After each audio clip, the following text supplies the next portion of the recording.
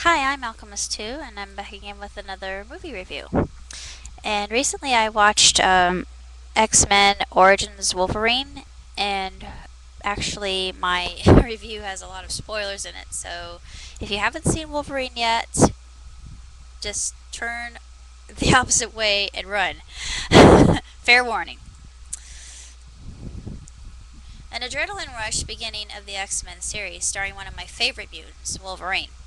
We start with Logan, or James, as a young boy being watched over by Victor, his brother. James always seems to be ill as a youngster, but his father, quote unquote, says in the beginning of the film he always overcomes illness. Then we have a commotion coming from downstairs, and the father is killed by another man, which Elizabeth, the mother, tries to intervene in and is tossed aside like a rag doll. The man that comes in is belligerent, violent, and drunk, once again as usual, and Logan takes matters into his own claws, accidentally killing his true father in the process. Knowing he and Victor cannot stay at home after this incident, and his mom seeing his ability for the first time and truly being terrified by it, the two run from home and begin fighting in battles. We see them brave the hell of the Civil War, both world wars in Vietnam. In Vietnam, actually Lagos, is where everything begins to change for our hero. Unlike Victor, Logan isn't interested in killing people for the gain of the government and taking what it wants by force. The other members of the army are more loyal in serving Commander Stryker. Later, Logan begins a new quiet life as a lumberjack in Canada, where he savors the ecstasy and beauty of love with Kayla Silverfox. Kayla is a very spiritual character, and we see later through her that Logan's new name, Kukuatsu, or Wolverine, is adopted by him through a sequence of different circumstances. Logan experiences his first tragedy through his brother after Stryker warned him that the government was looking for him again for their own purposes, covert as they are. And sadly, Victor kills Kayla. Enraged and bitter and frankly pissed off, Logan goes looking for Victor and they engage in an epic battle. Victor is much more powerful than Logan in this instance, and Logan has no real means of enacting his revenge. Stryker offers him salvation and transforms him into Weapon X. Ultimately, Logan adopts his new name in memory of Kayla when undergoing the procedure to have adamantium injected into his body. Once he overhears that they'll use his DNA to make Weapon 11 and erase his memory, that is when he escapes. He ultimately finds himself in a quaint country town in the back of a barn. In this sequence, the back of the truck has a bumper sticker on the window that reads, "Not all who wander are lost," which comes from J.R.R. Tolkien. I had never noticed this before, but it struck me as amusing among other small things I saw in viewing this for the second time.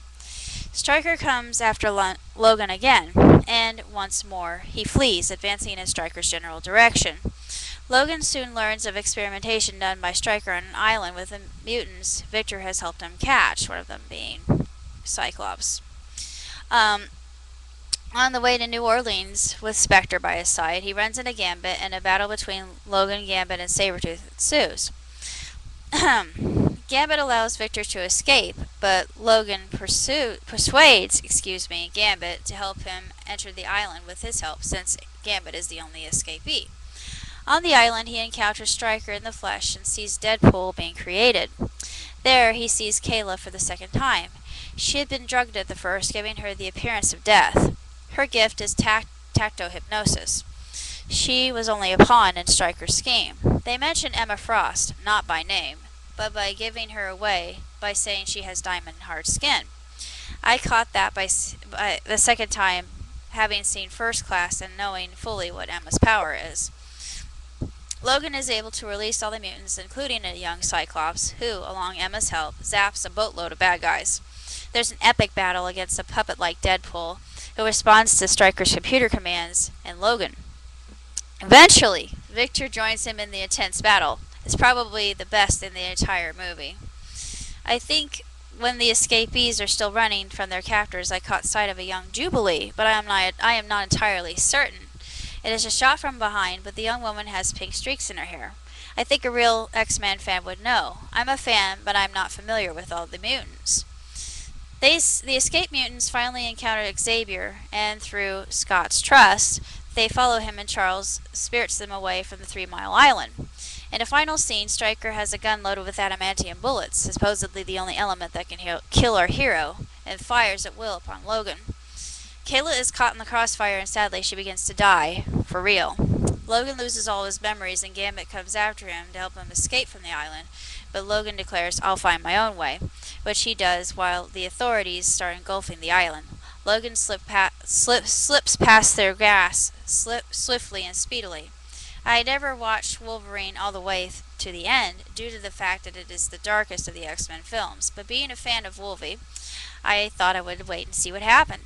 Deadpool retrieves his decapitated head, which, once upon finding it, he shushes the audience. Truly sickening and disturbing. All in all, I have to say the film in the series has to be one of my favorites. If I were to rank them, it would follow Wolverine, First Class, X-Men, X-Men 2, and X-Men United. The last is my least favorite since another one of my most beloved characters, Phoenix, is introduced in the very last part of the movie. All in all, although darker and more brooding, this particular installment I feel is more realistic and plays more true to Wolverine himself. Hugh plays the part magnificently and is believable. I'm even more excited to see how part 2 of Wolverine's origin, not knowing the entire story, but having seen the Japanese version and adoring it immensely, I look forward to seeing it even more intently. It gave me a little something to whet my appetite while I wait patiently.